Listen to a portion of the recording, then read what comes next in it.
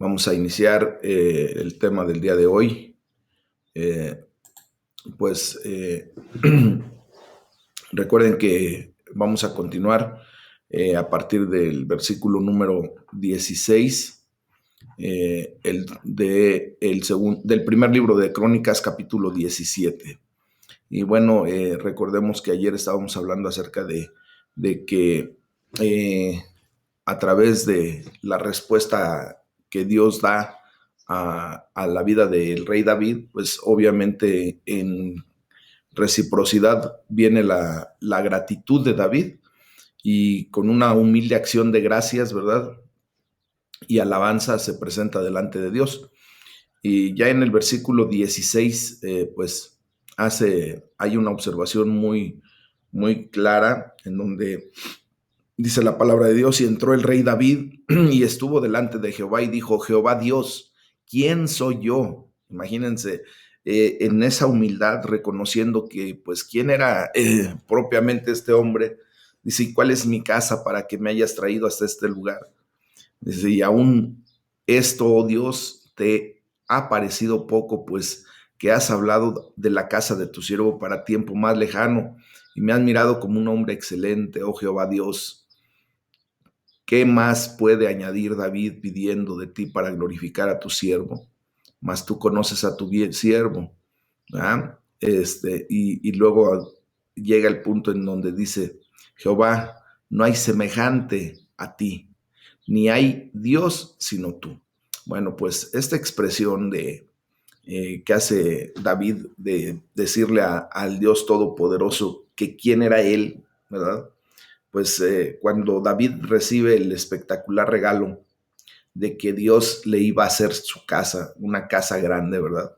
Pues no pensó que esto lo hiciera aún más grande. Recuerden que cuando Dios nos mira y sabe realmente lo que hay en nuestro corazón en humildad, Dios siempre dice la palabra que va a exaltar al humilde, mis amados. Y pues a los ojos de David también esto hizo a Dios mucho más grande. David le dice prácticamente: tú me has tratado como si yo hubiera nacido de un gran monarca y no siendo yo un pobre pastor, como ciertamente lo fui, ¿verdad? Recordemos la extracción de donde el Señor saca a David. La actitud de David no fue: soy tan grande que incluso Dios me da regalos, no. La actitud de David fue completamente opuesto a ese tipo de manifestaciones de soberbia u orgullo. Fue en humildad donde dice: Dios es tan grande que incluso, ¿verdad?, me da regalos, como diciendo: yo no merezco nada, pero la grandeza de Dios, su bondad, su misericordia, lo lleva hasta darme regalos cuando ni lo merezco. Entonces, esto pues nos tiene que llevar a recibir la salvación y cada bendición de parte de Dios con esa misma actitud en humildad, reconociendo que pues es solamente la misericordia de Dios la que opera, porque ustedes y yo, pues quiénes verdaderamente seríamos delante de Dios como para que el Señor siquiera pues pudiera voltear a vernos, ¿verdad? Pero su misericordia, su grandeza, pues lo lleva a poner eh, todo lo que ha dado para nuestras vidas en esa condición, ¿verdad? Entonces, después dice: tu siervo. Mis amados, esta expresión, pues es en una humilde oración, ¿verdad? De decirle: Señor, yo estoy a tu servicio. Simplemente soy uno de tus esclavos. ¿Por qué? Pues en esa condición recibe ese regalo que Dios le ha dado. Pues repite, imagínense 10 veces esta frase de tu siervo durante este pequeño párrafo que acabamos de leer. Esto, vuelvo a repetir, muestra que David aceptó humildemente el no de Dios cuando quería construirle el templo. ¿Se acuerdan? Que Dios le dice: no, tú no vas a ser el que construya el templo.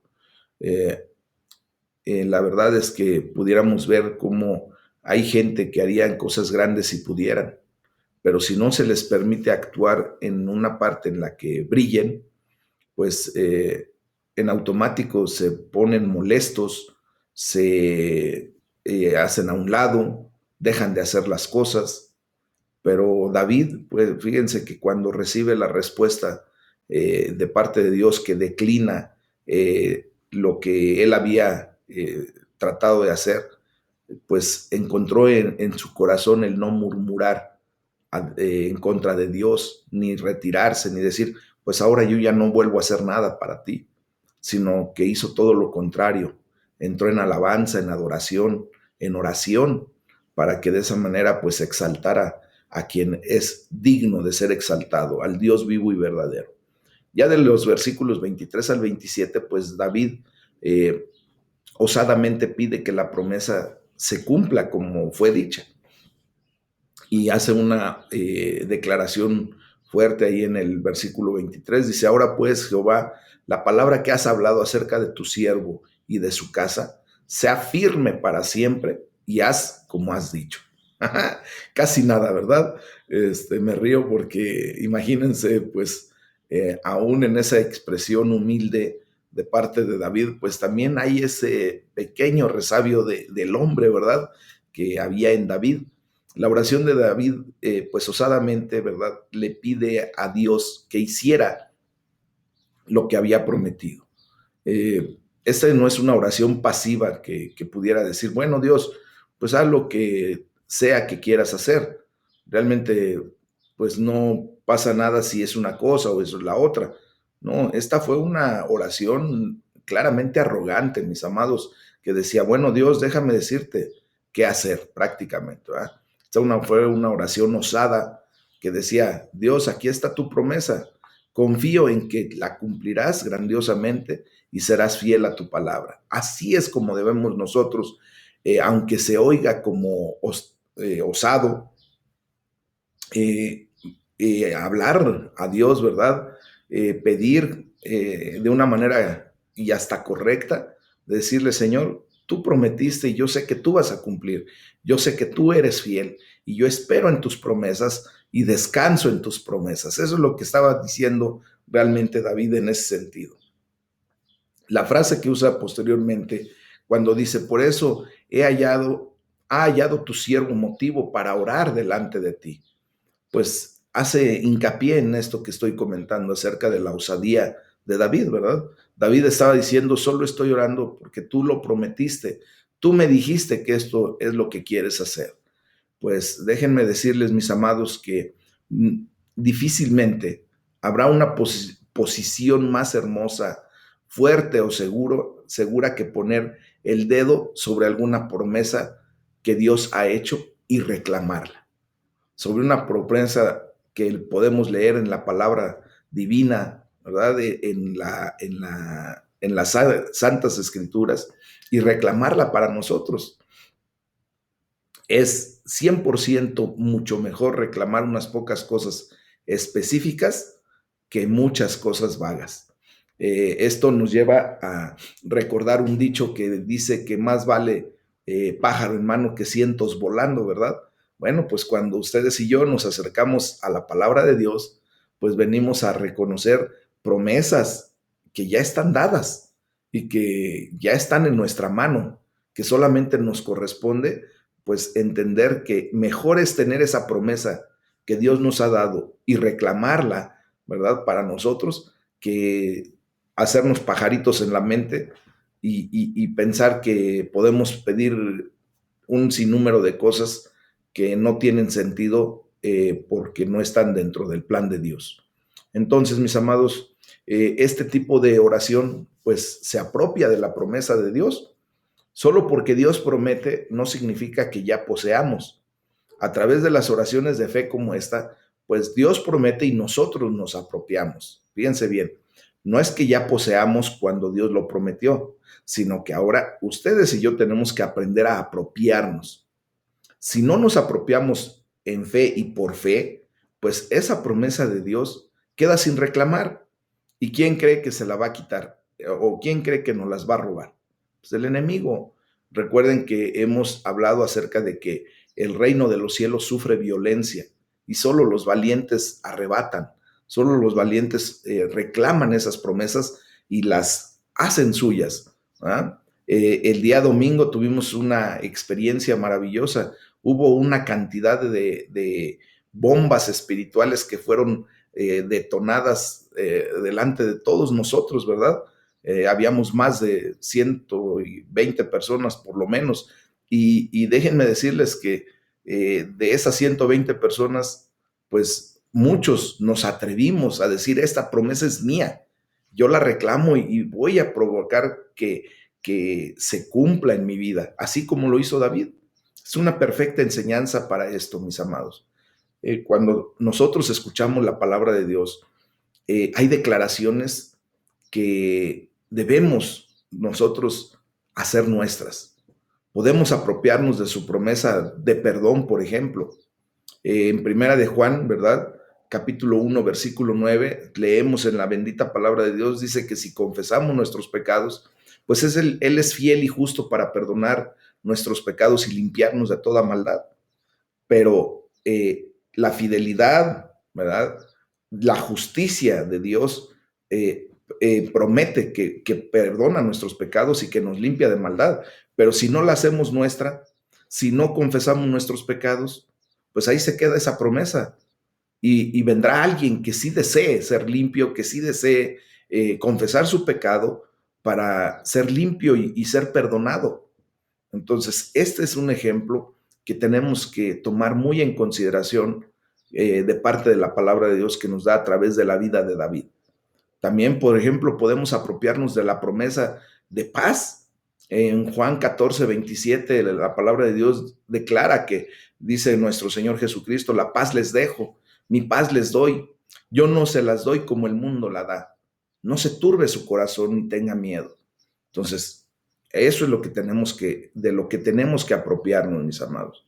También, por ejemplo, podemos apropiarnos de la promesa de la guía del Espíritu Santo. ¿Va? La guía de Dios a través del Espíritu Santo. Ahora en el Salmo 32:8 dice, te haré entender y te enseñaré el camino en que debes andar. Sobre ti fijaré mis ojos. Entonces Dios nos promete darnos guianza divina. Ahora, ¿quién de nosotros decimos, yo necesito ser guiado por ti? Y entonces dejarse guiar, ¿verdad? Reclamar y hacer suya esa promesa. Fíjense que, por ejemplo, también nos podemos apropiar de la promesa que Dios ha dado acerca de nuestro crecimiento. Filipenses 1:6 declara, estando persuadido de esto, que el que comenzó en ustedes la buena obra, la perfeccionará hasta el día de Jesucristo. Podemos apropiarnos de la promesa de ayuda. Imagínense cuando leemos en Hebreos 4:16 que dice, acerquémonos pues confiadamente al trono de la gracia para alcanzar misericordia y hallar gracia para el oportuno socorro, para la ayuda que necesitamos en el momento adecuado. Eso es lo que tenemos que hacer, mis amados. Eso es arrancar, ¿verdad? Poseer, decir, yo quiero bajar de ese tendedero de promesas lo que nos necesitamos en el momento.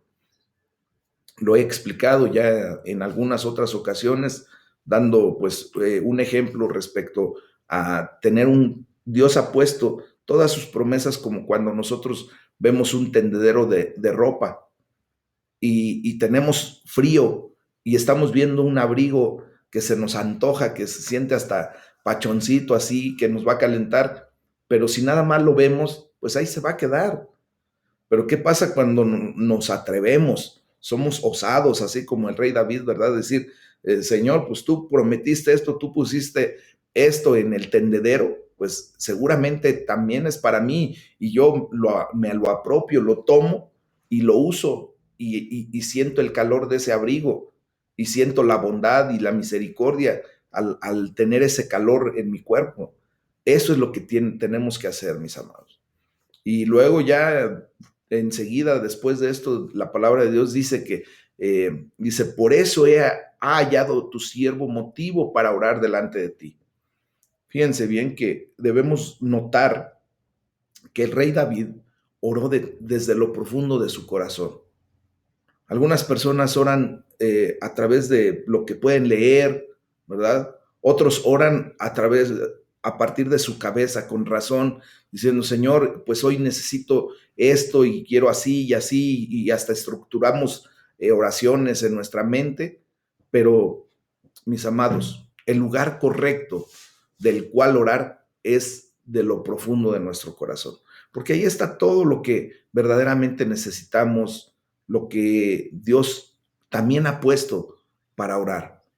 Eh, Cuando David dice, me has dado motivo para orar, yo creo que ustedes y yo tenemos ya motivo suficiente para levantar nuestra oración delante de Dios. Día a día el Señor ha mostrado su misericordia en nuestras vidas y eso debe ser un motivo para levantar oración, bendecir su nombre, exaltar a ese Rey de Reyes, a ese Dios todopoderoso, ¿no? Luego hace una declaración también ahí David, dice, tú eres el Dios que has hablado de tu siervo este bien. Bueno, pues este era el fundamento de la fe de David.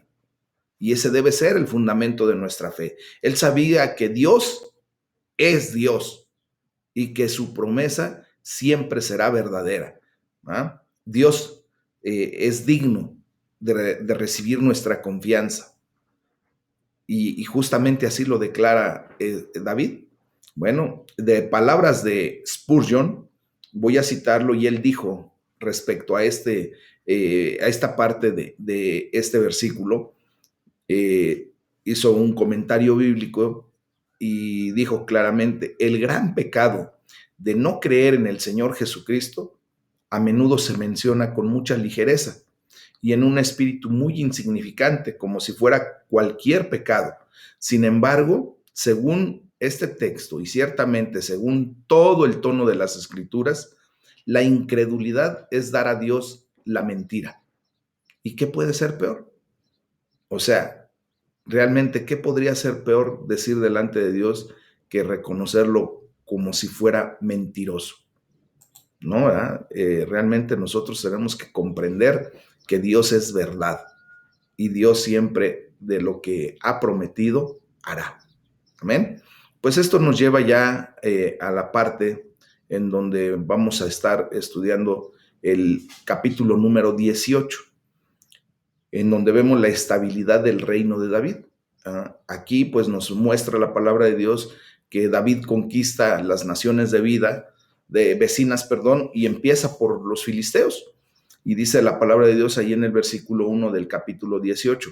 Después de estas cosas aconteció que David derrotó a los filisteos y los humilló y tomó a Gat y sus villas de mano de los filisteos.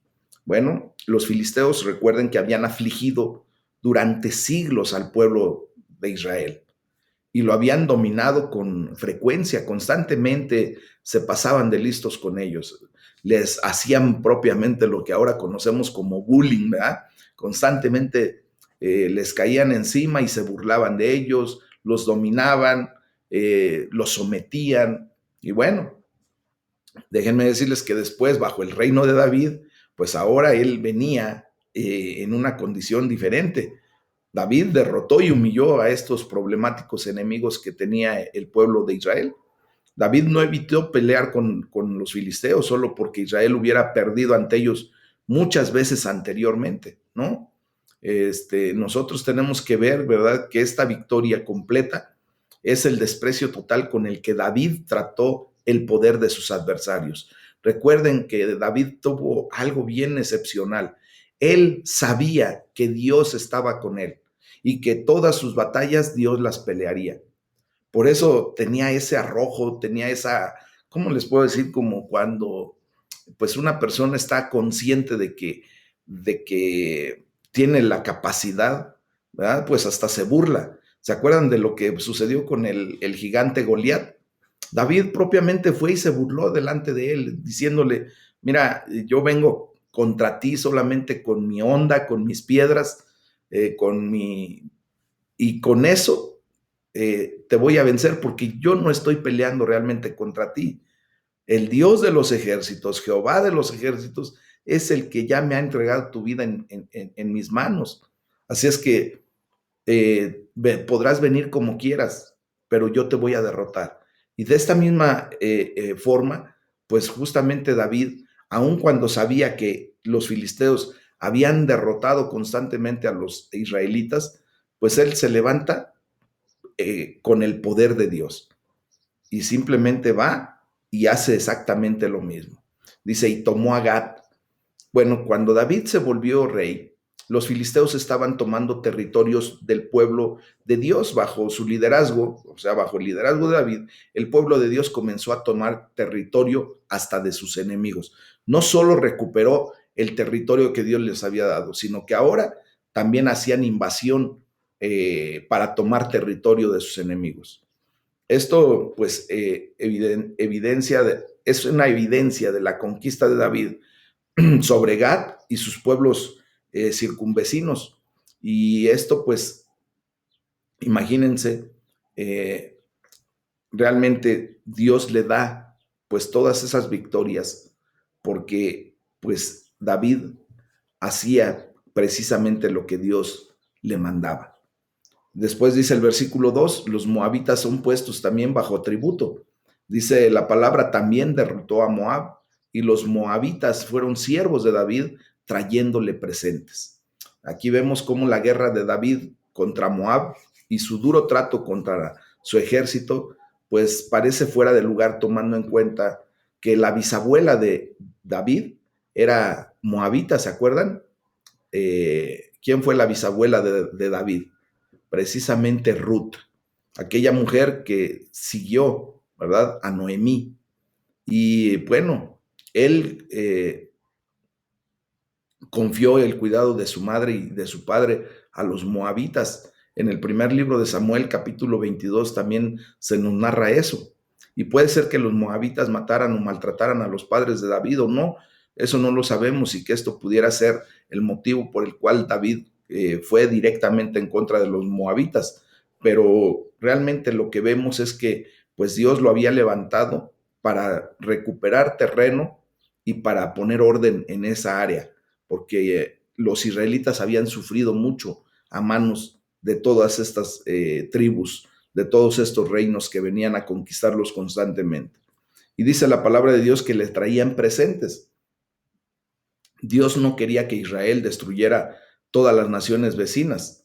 Generalmente, Dios quería que Israel fuera tan fuerte y fuera tan bendecido que otras naciones pagaran tributo a Israel en reconocimiento a su fuerza y dominio. Bueno, después vemos ya del versículo 3 al 8 cómo David conquista a una alianza siria.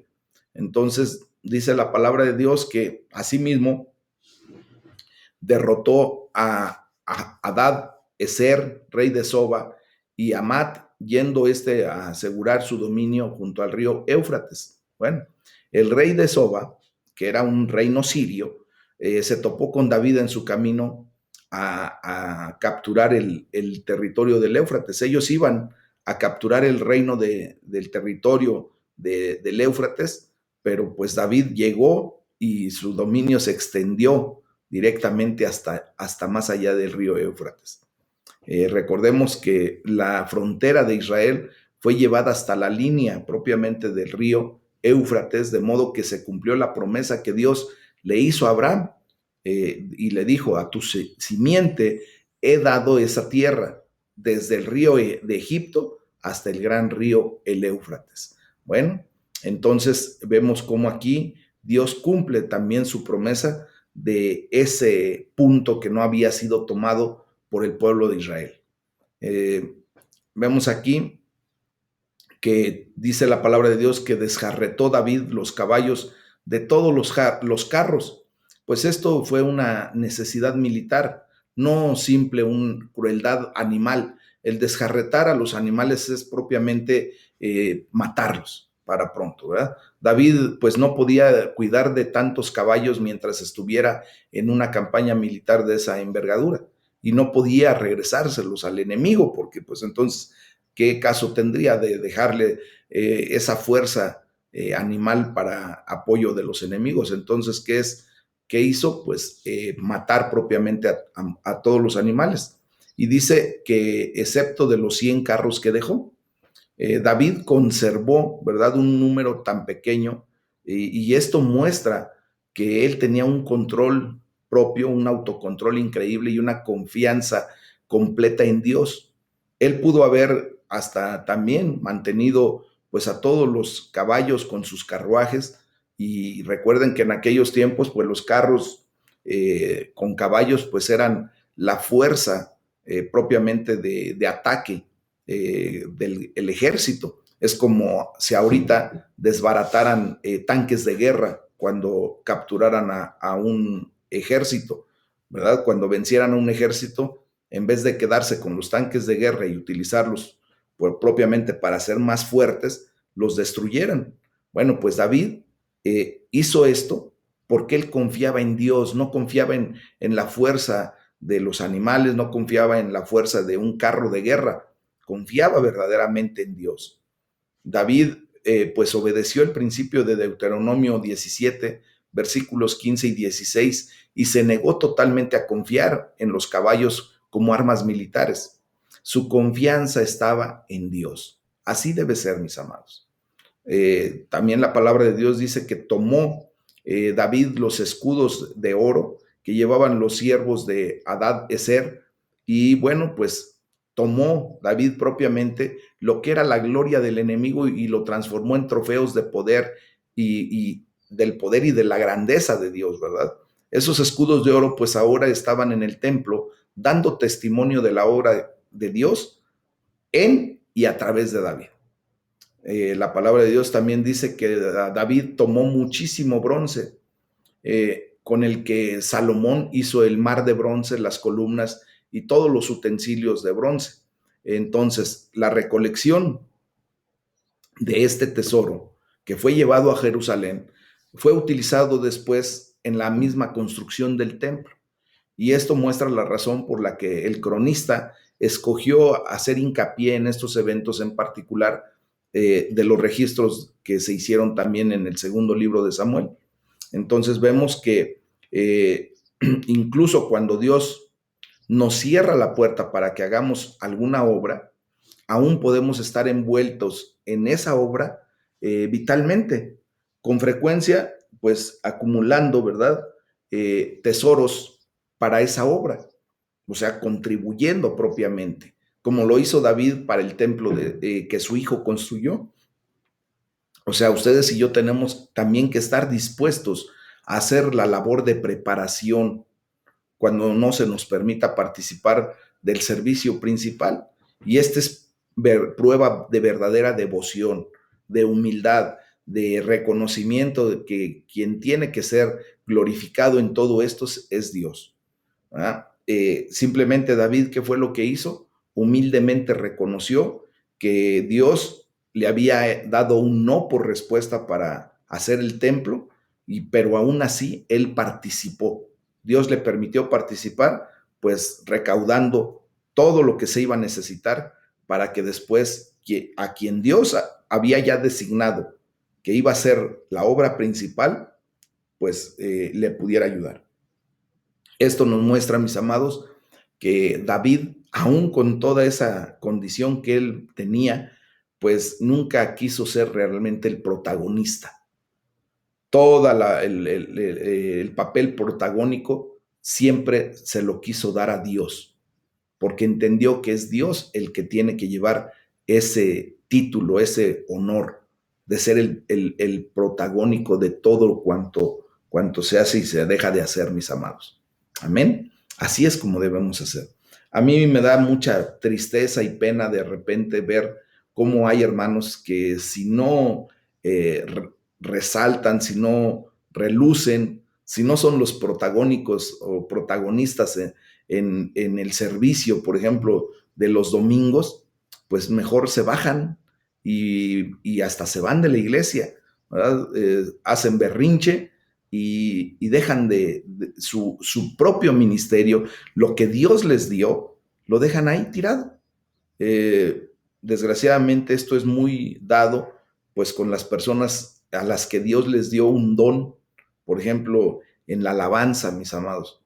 Qué fácil se les hace a mis hermanos de alabanza de repente pues agarrar y dejar las cosas así y no poner en el servicio esos dones que Dios les dio, pues porque como no le suben a su micrófono o porque como no son ellos los que deben ser vistos delante del hombre, pues mejor no hace nada.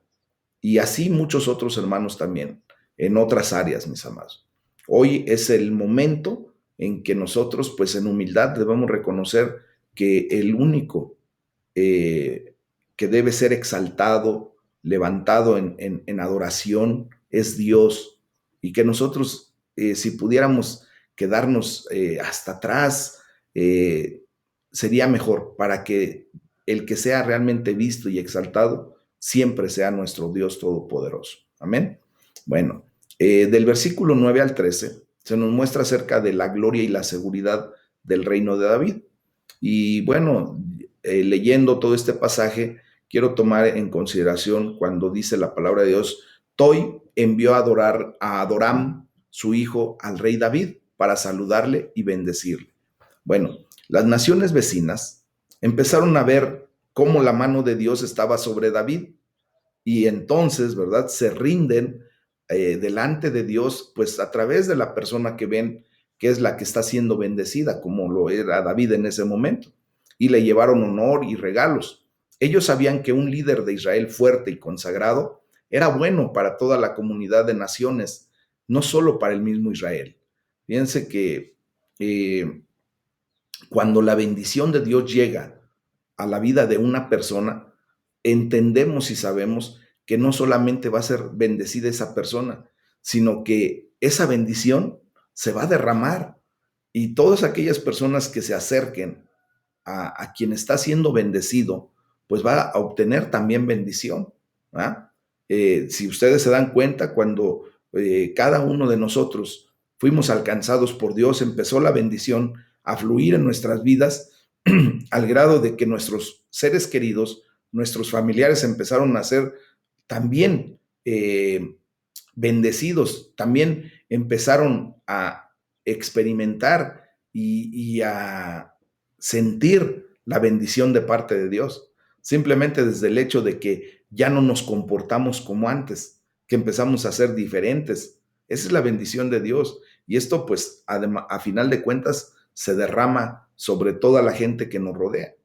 Quiero decirles que, por ejemplo, en este tiempo que estamos estudiando acerca de lo que está viviendo David, pues no todas las naciones paganas que rodeaban a Israel eran tan hostiles hacia David o hacia Israel o hacia su Dios. Y David no los trató como si lo fueran. Muchas veces cometemos un gran error, mis amados, si tratamos a todos los no creyentes como si fueran enemigos abiertamente hostiles contra Dios. Eh, Nosotros tenemos que también mostrar amor, misericordia por esas personas que no comparten nuestras creencias, nuestra fe. Tenemos que aprender a mostrarles primeramente el amor de Dios, ¿verdad? A través de cómo permitimos que la bendición del Señor se derrame hasta esas personas que no creen en Él.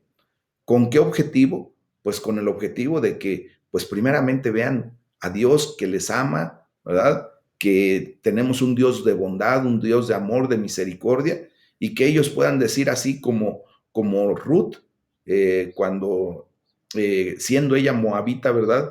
Noemí no la trató como un enemigo abiertamente hostil en contra de Dios, sino que la trató con amor, con misericordia. ¿Y qué fue lo que sucedió? Que cuando Noemí regresa a su pueblo, pues Ruth se va con ella y le dice, a donde vayas iré, porque tu Dios será mi Dios. O sea, ella vio la bondad de Dios a través de la vida de Noemí, al grado de que ella deseó tener a ese Dios para sí. Ella tenía sus dioses como una buena moabita, como una pagana, pero al ver la condición y la actitud de Noemí, pues ella también dijo, yo quiero de eso. Bueno, pues en este momento el rey David está haciendo exactamente lo mismo que Noemí en su punto. Le está mostrando a las naciones circunvecinas que tenía un Dios de amor, de bondad, ¿verdad? Y entonces es por eso que viene a generarse pues hasta una condición en donde los mismos vecinos empiezan a traerle regalos, presentes, reconociendo que había un Dios vivo y verdadero al cual adorar. Cuando alguien se presenta con un regalo, pues simplemente está rindiendo pleitesías a la persona a la que visita, ¿verdad? Entonces, en ese punto, pues estamos viendo cómo los reinos vecinos de Israel empiezan también a hacer una adoración a ese Dios vivo y verdadero. Y dice que esos regalos, ¿verdad? Que Dios que los vecinos le traían al rey, David los dedicó a Dios. Cuando David recibió esta aclamación de las naciones, él lo dedicó todo a Jehová. Él sabía que la honra y la gloria pertenecían a Dios, que no le pertenecían a él mismo. David podía manejar perfectamente bien el éxito, así como también el aparente fracaso.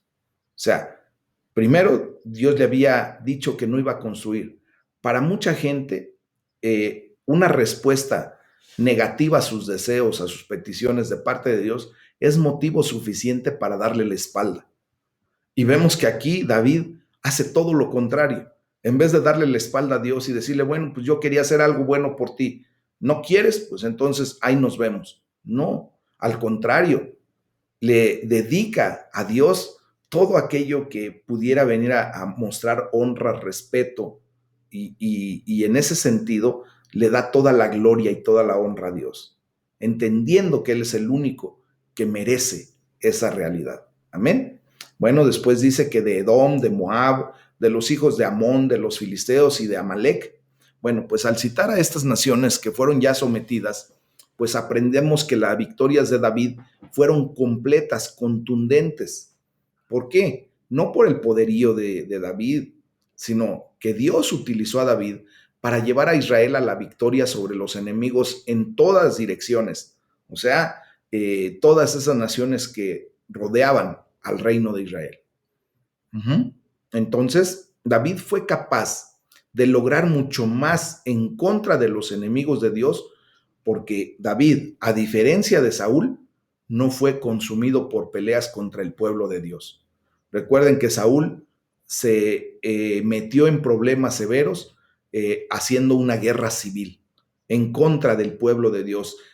Puso a pelear a los conciudadanos. David no. David hizo lo propio, lo correcto. Recuerden que Saúl no buscaba la dirección de Dios. Es más, recuerden que el pecado mayor de Saúl fue que buscó la guianza por parte de la divina. Y David era todo lo contrario. David buscaba la presencia de Dios, buscaba la dirección de Dios. Entonces aquí tenemos un claro ejemplo de qué debemos hacer, mis amados. ¿En quién debemos confiar verdaderamente? Bueno, pues Jehová ahora daba el triunfo a David donde quiera que iba. Y este es el resumen de todo este capítulo. Cada victoria, cada enemigo sometido, pues era un testimonio del poder de Dios en la vida y en el reinado de David. Después ya se nos narra en el versículo 14 cómo fue la administración de David. Aquí hay una descripción general del gobierno que ejecutó David para todo su pueblo. Dice la palabra de Dios, cito el versículo 14, reinó David sobre todo Israel y juzgaba con justicia a todo su pueblo. Fíjense qué declaración está haciendo el cronista. Reconoció que David juzgaba con justicia. Bueno, primero dijo que David reinó. Este capítulo de victoria, de bendición y de gran prosperidad, pues describe la vida nacional del pueblo de Israel durante este reinado de David. Y esta es una razón por la que generalmente se le considera el rey o el gobernante más grande que haya tenido el pueblo de Israel, mis amados. Y así es como Dios quiso reinar en la vida de Saúl. Pero Saúl se resistió al Señor y rechazó al Espíritu Santo. Como David le permitió a Dios someterlo, ¿verdad? Pues las naciones se sometieron delante de David. Es una mecánica, es una fórmula bien sencilla. Cuando nosotros venimos humillados delante de Dios pues el Señor siempre va a exaltar a un corazón humilde. Pero cuando venimos delante de Dios con soberbia, con orgullo desmedido, pues Dios simplemente va a rechazar. Entonces, aprendamos de este ejemplo para llegar al trono de la gracia con humildad, en una clara actitud de reconocer que Él es el Dios y que Dios va a hacer lo que verdaderamente se ha propuesto hacer. Después dice que juzgaba con justicia a todo su pueblo. Esto muestra que David fue un gran rey para su propio pueblo, mis amados, no solo contra las naciones vecinas. Él cumplió lo que es la responsabilidad fundamental del gobierno, que es la de administrar justicia. Uh-huh.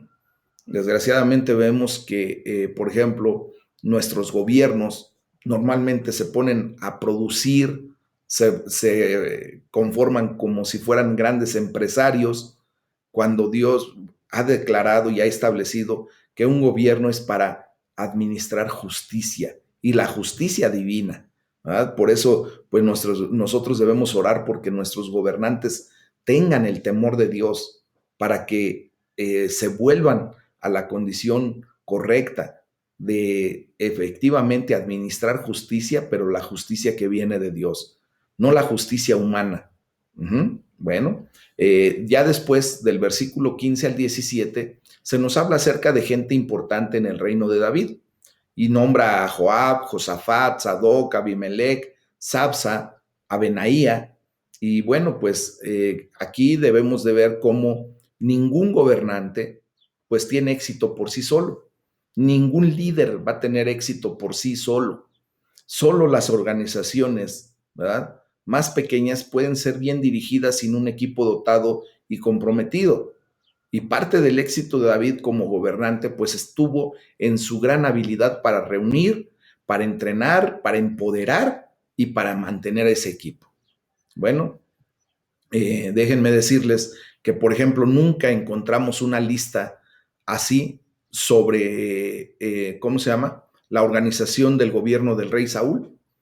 Y esto es porque el gobierno de David pues tuvo mucho más forma y estructura que la de Saúl, debido a que David siempre se acercó a Dios para recibir guianza. Saúl no, y Saúl hizo como él quiso. Miren, nosotros debemos comprender que hay un límite para lo que podemos ser y para lo que podemos hacer para Dios, sin orden y sin organización. No es que el orden y la organización sean requisitos para el progreso en la vida cristiana, pero estos son progresos en la vida cristiana y nos volvemos más como el Señor. Recuerden que Dios es un Dios de orden y Dios nos llama a mantener ese orden en nuestras vidas. Nada se logra en el reino de Dios sin orden y sin organización. Bueno, puede parecernos, es más, aunque nos pudiera parecer así a nosotros, solo es una ilusión detrás de escena, porque Dios se mueve con el mayor orden y la mayor organización, aunque a veces no podamos verlo, mis amados. Tenemos que ser ordenados. Y es por eso que pues nosotros, ¿verdad?, nos hemos impuesto pues ese orden a través, por ejemplo, de la puntualidad, a través de la perseverancia, a través de seguir día a día, ¿verdad?, con la enseñanza que Dios nos está dando a través de su bendita palabra. Y esto nos empieza a traer orden. Y ya después es más fácil someternos, porque empezamos a ser ordenados. Después se nos nombra también a Sadoc, el hijo de Ahitob, y también a Abimelech, hijo de Abiatar, que eran sacerdotes. Había dos centros sacerdotales en ese momento, recuerden. Por tanto, pues tenía que haber dos sacerdotes levantados. Recuerden que uno estaba en Gabaón, allá con el tabernáculo de Moisés y el altar de las ofrendas quemadas, y el otro estaba en Jerusalén, con la tienda que David había mandado hacer especial para que el arca del pacto estuviera. Por lo tanto, pues había dos sacerdotes, Sadoc y Abiatar, y tenían prácticamente pues la misma jerarquía dentro del reino de David. Después también se nos muestra a los cereteos y peleteos, que estos fueron soldados contratados de Creta. En aquellos tiempos, mis amados hermanos, pues el emplear guardias extranjeros para asegurar propiamente la seguridad del rey David, minimizaría la posibilidad de que se volviera víctima de rivales intertribales. Y estos hombres de Creta podían darle la lealtad de todo corazón, porque pues ellos venían con ese trabajo directamente, ¿verdad? Entonces, mis amados hermanos, vamos a iniciar con el capítulo número 19, en donde pues aquí se nos muestra acerca de las guerras contra Amón y Siria. Aquí se nos enseña acerca de la ofensa de los amonitas, y David pues envía embajadores a los amonitas cuando fallece su rey. Y dice la palabra de Dios allí en el versículo 1 y 2 de el capítulo 19 del primer libro de Crónicas. Después de estas cosas, aconteció que murió Naas, rey de los hijos de Amón, y reinó en su lugar su hijo. Y dijo David: manifestaré misericordia con Aún, hijo de Naas, porque también su padre me mostró misericordia. Así David envió embajadores que lo consolasen de la muerte de su padre, pero cuando llegaron los siervos de David a la tierra de los hijos de Amón, a Naún, para consolarle, pues viene la condición que es una ofensa. Bueno, el hecho de que David, ¿verdad?, que ya ahora era el gobernante que dominaba toda esa región, ¿verdad? Pero recuerden que él no era un tirano cruel. Aquí mostró misericordia hacia un rey pagano en empatía ante la pérdida de su padre, ¿verdad? Dice: manifestaré misericordia. Entonces, así David envió embajadores que lo consolaran. David, mis amados hermanos, no se contentó solo con sentir misericordia hacia Aún, sino que mostró de alguna manera, ¿verdad?, esa empatía. Él hizo algo para llevar consuelo a este hombre que había perdido a su padre. Pero, ¿qué pasa ya entre los versículos 3 al 5? Así ya, siendo Anún el nuevo rey de los amonitas, pues trata a los embajadores de Israel vergonzosamente. Y entonces los príncipes de los hijos de Amón dijeron a Anún: a tu parecer, honra David a tu padre, que te ha enviado consoladores.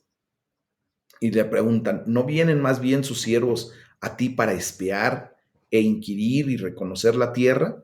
Entonces Anún tomó los siervos de David y los rapó, y les cortó los vestidos por la mitad hasta las nalgas, dice, y los despachó.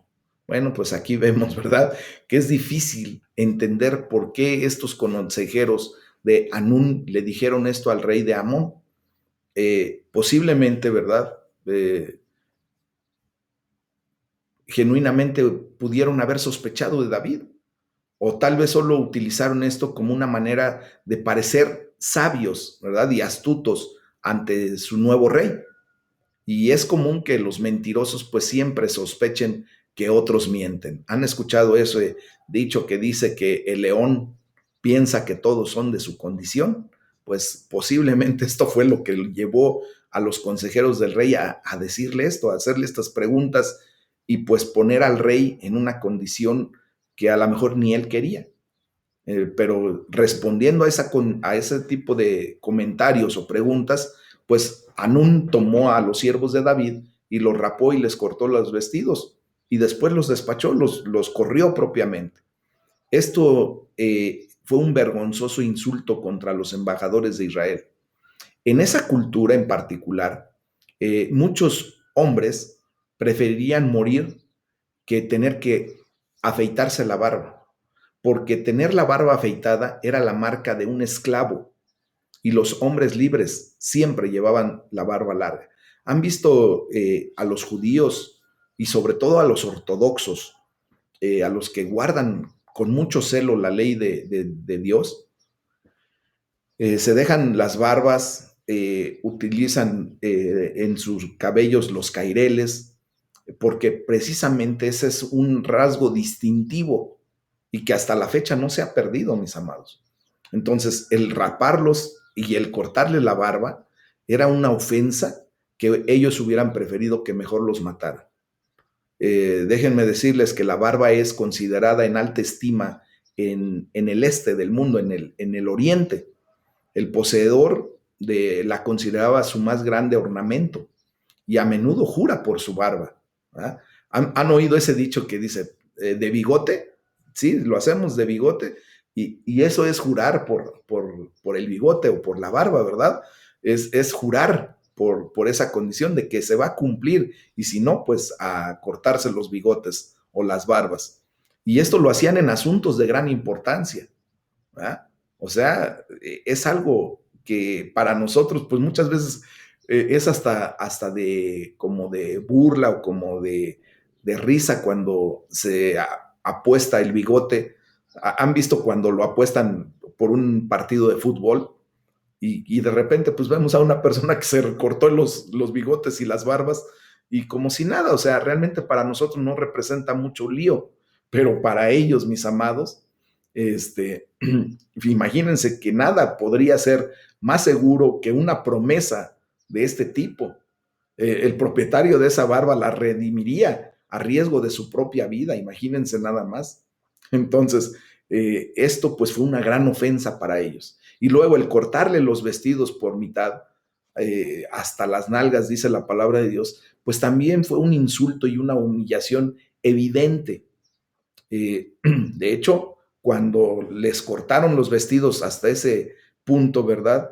Pues mostraron la vergüenza de su desnudez y especialmente la condición de su circuncisión, que era muy ridiculizada por los paganos. En aquellos tiempos, mis amados, los paganos, los que no se sometían al temor de Dios, pues obviamente no se sometían a la circuncisión. Entonces, cuando le cortan los vestidos a estos hombres hasta la mitad, pues exponen ese rasgo también distintivo para un judío.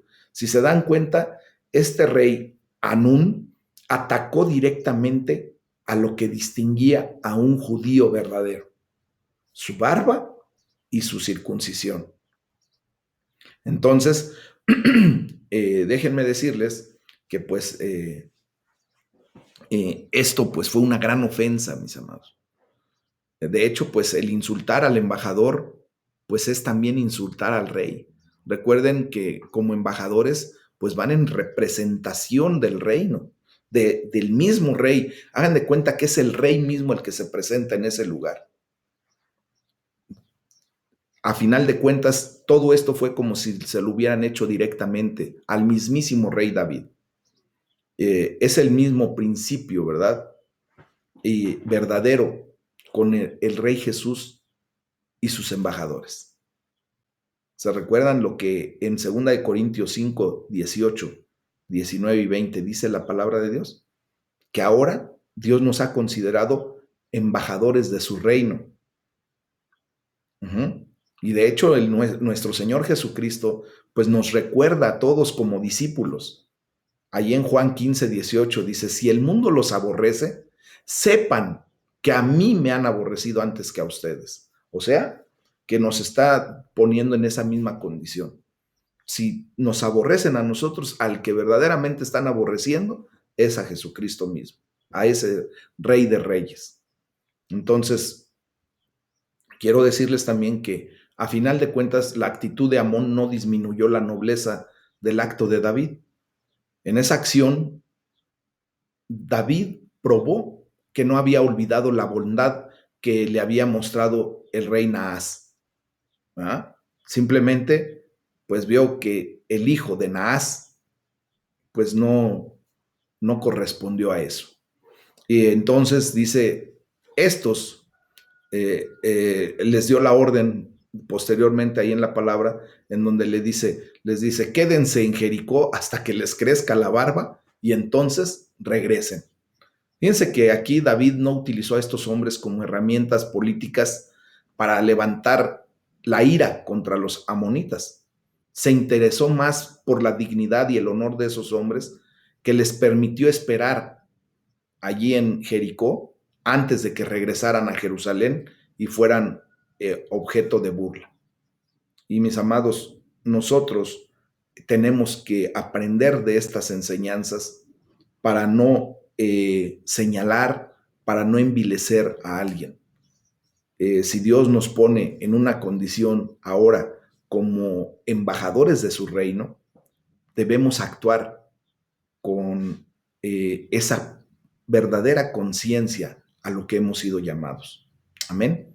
Vamos a dejarle hasta aquí, mis amados hermanos. Nos quedamos en el versículo 6 y les voy a pedir que por favor lean del capítulo 19, del versículo 6 en adelante, y el día de mañana que Dios nos permita seguir avanzando. Vamos a orar, vamos a darle toda la gloria y la honra a Dios, porque Él es el digno de merecer.